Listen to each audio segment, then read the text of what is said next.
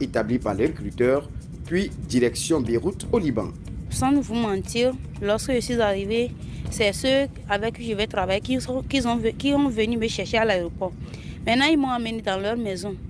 En même temps, là, on t'enferme. Le premier signe que j'ai constaté, avant de sortir, s'il n'y a personne à la maison, on t'enferme toi seul.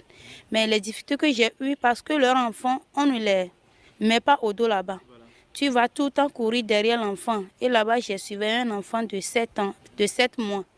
Donc, tout le temps, je cours derrière lui. Et après, lorsque sa maman revient du boulot, c'est maintenant moi je commence mes travaux jusqu'à minuit, 23 heures comme ça par là.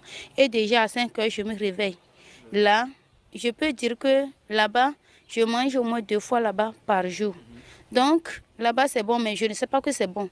C'est là que j'ai décidé que ça ne va pas, que c'est trop fatigant, que je vais quitter. Et maintenant, j'ai quitté la famille dans laquelle j'ai tombé. Et maintenant, j'ai quitté la famille dans laquelle j'ai tombé. En n'en parlons pas. C'est très, très, très difficile. Là-bas, tous les enfants sont grands. Je n'ai plus petits enfants que je garde.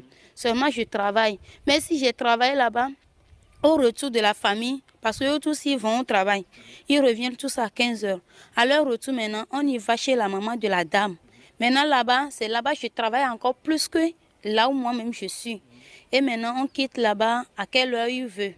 Et si on est de retour là, malgré que tous les travaux sont finis, je n'ai plus rien à faire. Je suis obligée de m'asseoir à la cuisine jusqu'à l'heure où ça plaît à la madame avant de me dire d'aller se coucher. Tout le temps, lui, son problème, c'est de m'insulter. Si elle revient là, j'ai fait mes travaux ou pas où, c'est l'insulte. Déjà au portail, tu vas entendre le nom Élise. Donc c'est mon nom qui est Élise. Elle m'appelle comme ça là. Ce sont des cris. Elle commence par crier sur moi tout le temps, c'est du cri. Bon, comme j'ai décidé qu'elle m'amène au bureau, elle sait que je n'ai rien fait. Et maintenant là, elle ne peut aussi pas me demander pardon de rester. C'est par là, elle est partie me vendre à un autre bureau. Parce que je suis venue par un autre bureau. Elle m'a amenée maintenant dans un autre bureau, que je cherche à aller au bureau, non? Voilà. Qu'elle va me montrer. Elle est partie me vendre à un autre bureau.